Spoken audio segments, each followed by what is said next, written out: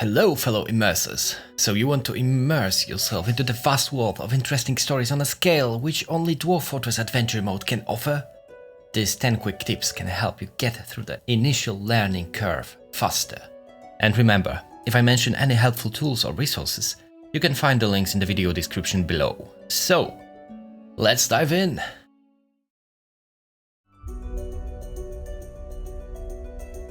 Attributes and skills in Dwarf Fortress are important. They affect the performance at various tasks, and sometimes they can even prevent you from doing something.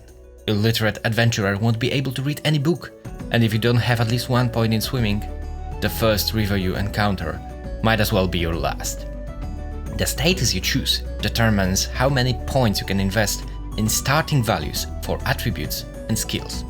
While skills can be developed at will, attributes have a cap of how much you can develop a given attribute. Attribute value in Dwarf Fortress is always on a scale between 0 points, being unfathomably weak, for example, and 5,000 points, being unbelievably strong. However, starting value that your hero has influences how much you can develop the attribute. You can raise the attribute to double the initial value, or to the initial value plus your raise median, whichever number is higher. Choosing the Demigod status gives you the most possibilities for further development.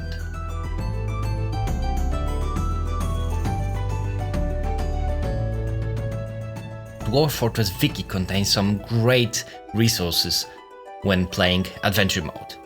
Quick Start Guide will help you create a well-rounded character for your first, or not first, adventures. I play Adventure Mode quite a bit, but I'm still using it every time I create a new character or group.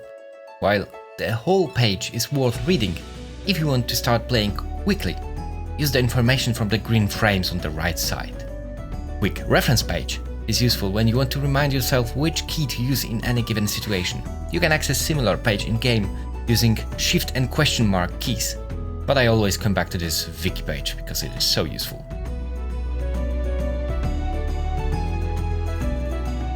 Using shift and S key, you can access speed menu. Using any speed higher than walking will tire your character. His or her fighting abilities will be impaired, and that can mean the difference between life and death in Dwarf Fortress Adventure Mode.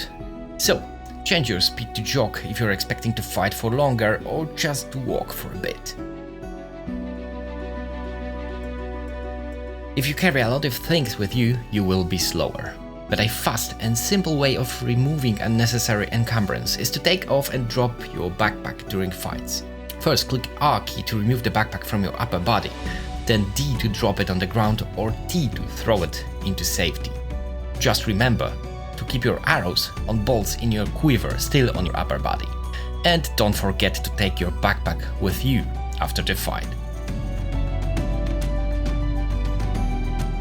When attacking, there are a few useful strategies. The one I use the most is to target hands at first, then legs, and finally neck or head. Attacking hands or arms first gives you the opportunity to disarm your opponent. When they start to run, attacking legs causes them to fall over and slow down significantly. Finally, attacking neck or head is a fast way of finishing the fight, provided they are not heavily armed. In that case, if you already disarmed them, it might be useful to take their helmet off. If they are still fighting, this might be a bit more difficult but still possible. You strap your weapons using Q key, then use Shift A to attack, B to wrestle. Wrestle using your hand, and then you try to search through the list until you find the helmet. Then you have to click the dot key for the time to pass. If you successfully grab the helmet, use Shift I key to open Advanced Interaction menu. In this menu you should see the helmet, and then you try to interact with it and gain possession of that helmet. If you succeeded, the next thing you can do is to either fight using this helmet or throw it away and then use the Q key to start attacking with your weapons again. If it is, however, difficult to grab the helmet from a still fighting opponent, you can first cause them to lose consciousness. You can do it by using wrestling again, and instead of grabbing their iron helmet, you try to grab the throat. Then you press the dot key to allow the time to pass. If you successfully grab the throat, then Shift A again, wrestle it again using your hand and place chokehold. One more time, you will have to allow the time to pass, the dot key. The last step is to wrestle again and this time use strangle throat action. If you succeeded one or more times, your opponent should now be unconscious, and taking their helmet off will be much easier. But if your enemy is hard to catch, repeatedly bashing head or neck will wear their armor down. Plus, blows in Dwarf Fortress can still wound the character even through their armor. If the enemy is charging at you, it's generally better to dodge. Dodging is one of the defensive options you have in Dwarf Fortress Adventure mode, and it is very useful when enemy is charging at you. You can see that when clicking Shift A to check what the enemy is doing before making your action. If they are currently charging at you, there is a chance that you will be surprised by the attack and your character will be on the ground. Being on the ground means disadvantage for you, so you want to avoid it. So, if the enemy is charging at you, dodge. The only exception from that would be if you are near the ledge and the only option you have is to dodge to the void. But you can use it to your advantage. If you will be charging on some enemy and he will choose to dodge then, that might be the end of the fight. Fast travel is the best healing option.